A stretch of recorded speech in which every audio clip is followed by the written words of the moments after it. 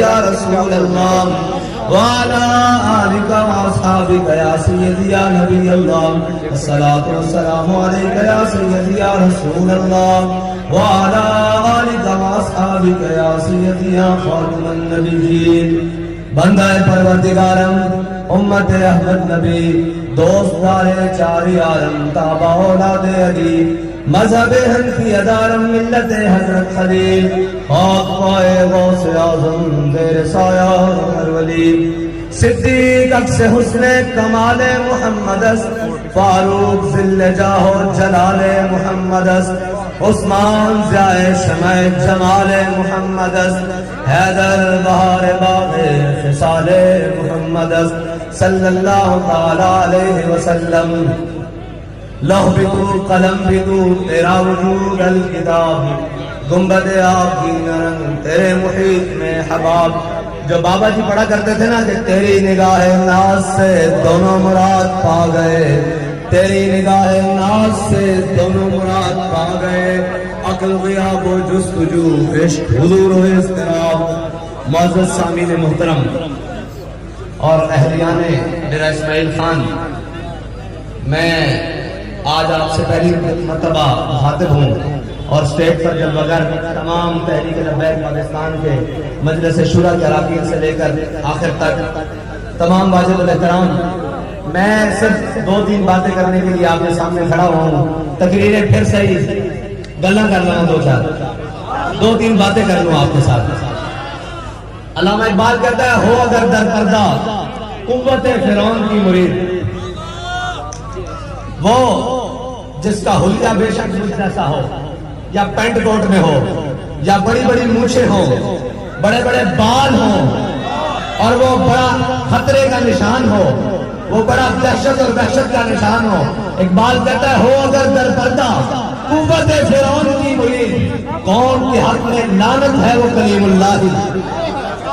قوم کے حق میں لعنت ہے وہ کلیم اللہ اگر کسی نے پرچون کے بھاؤ میں کشمیر کو بیچا ہو اور کسی نے تھوک میں بیچا ہو فرق تو کوئی نہیں داؤ اس کا جناب بس پرچون کا تھا اس کا بس تھوک کا نہیں تھا کوئی کشمیر کمیٹیوں کے چیئرمین اور کچھ کشمیر کے جناب خاص وہ ساری زندگی کھانے والے بچانے والے پھر قوم کے سامنے رونے والے میں ان سے پوچھتا ہوں کہ تم نے بھی تو پرچون میں کشمیر کو بیچا ہی ہے اور آپ جو بڑی بڑی مونچھیں لے کر اپنی قوم کو کہتے ہیں ہمارے بھائی کو نہ جلوایا ہمارے نہ کیا میں نے کہا شرم کرو اور کچھ محنت کرو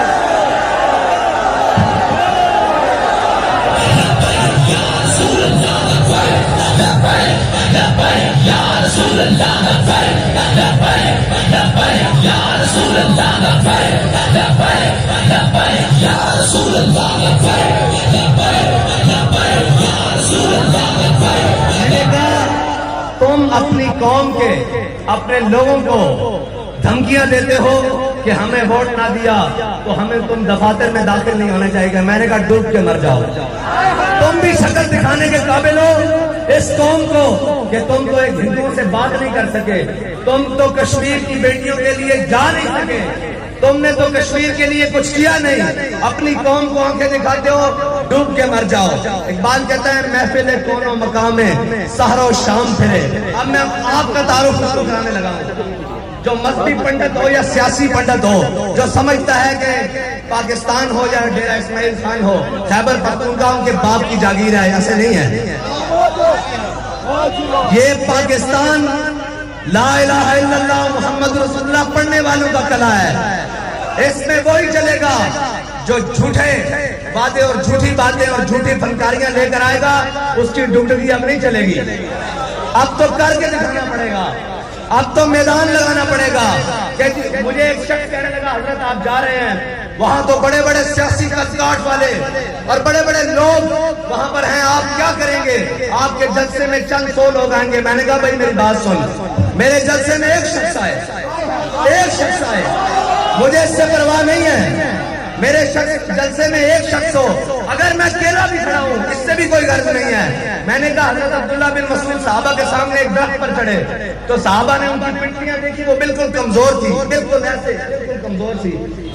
تو صحابہ مسکرانے لگے۔ میں جاتا ہوں، مولا نے فرمایا ان کی پنڈلیاں دیکھ کے مسکرا رہے ہو؟ فرمایا اللہ کے ہاں ان کی قدر و قیمت بہت پہاڑ سے بھی بڑی ہے۔ میں نے کہا میں تو صرف ان کے پاس جا رہا ہوں جو اتنے ظالموں کے نرغے میں بھی آ کر کہہ رہے ہیں سینہ کھول کے کہ لبیک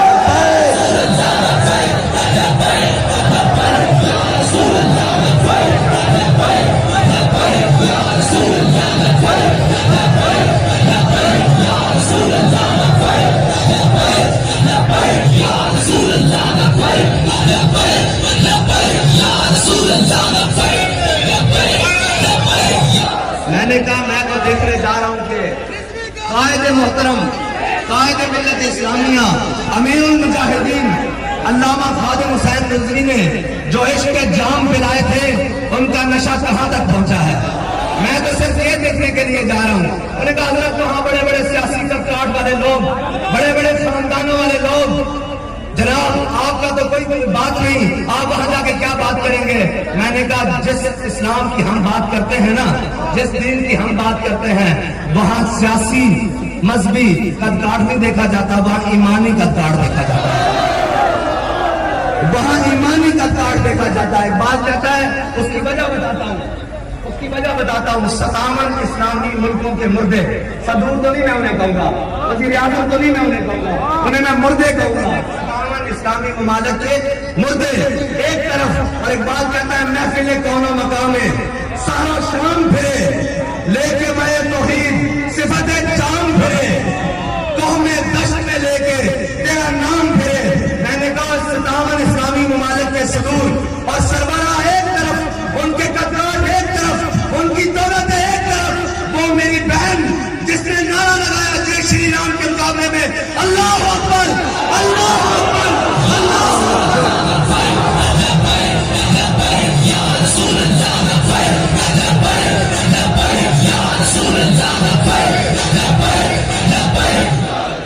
میں نے کہا وہ میری بہن جس نے کفر کے نرغے میں یہ اللہ اکبر کہا نا، میں اس کی جوتی کے ساتھ لگنے والی خواب کے برابر بھی کائنات کو نہیں سمجھتا۔ اس لیے کہ ایک بات کہتا ہے محفل کون و مقام سارو شام پھرے لے کے میں توحید صفت جام پھرے قوم دشت میں لے کے تیرا نام پھرے اور تجھ کو معلوم ہے کبھی ناکام پھرے۔ بات کہتا ہے ایک لڑکی ہو یار، ایک لڑکی، اور سر پہ نازک ہو اور جناب حجاب پہنا ہو اور وہاں گھٹے اور بدماش اور وہ ظالم ہندو وہ کھڑا ہو، اس کے سامنے وہ کہے اللہ اکبر اللہ اکبر۔ بات کہتا ہے تجھے بھی معلوم ہے ہم کبھی ناکام کرے۔ اس کے پاس اپنی جان تھی، اپنی عصمت تھی، اس نے حضور کے نام پر اس نے نعرہ تکبیر کی صدا پر پیش کر دی۔ بس اتنی سی بات ہے کہ ہمارے پاس جو ہے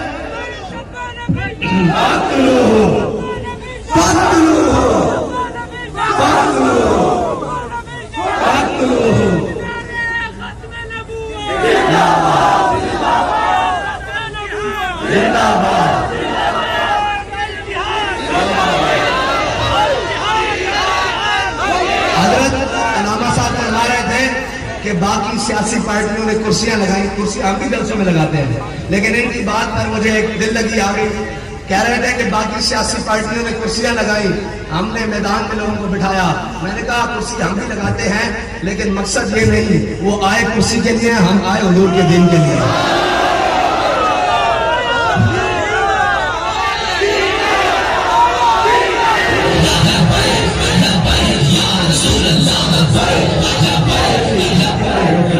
بھائی میرے آلو ساڈا اور کوئی مقصد نہیں،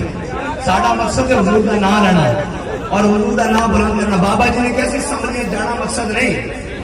اسی تاجدار ختم نبوت کانفرنس آئے کھڑے ہیں، یعنی ہم تاجدار ختم نبوت کانفرنس میں آئے ہوئے ہیں۔ ہمارا کوئی مقصد نہیں ہے کہ جناب اے اکٹھے کرو، یہ چیزیں اکٹھی کرو، جناب جلسے کرو، یہ وہ کرو، کوئی مقصد نہیں ہے۔ ہمارے بابا جی نے فرمایا تھا ہمارا مقصد یہی ہے، ہمارا بندہ کوئی پہنچے اور اسمبلی کا دروازہ ٹھوکر سے کھولے اور کہے کہ یہ وہ اسمبلی ہے جہاں پہ حضور کی ختم نبوت کا ڈاکہ ڈالا تھا، میں لگانے آیا ہوں تاجدار ختم نبوت۔ اب یہاں سے نہیں، سپیکر سے نہیں، آپ کی آواز آنی چاہیے، لبیک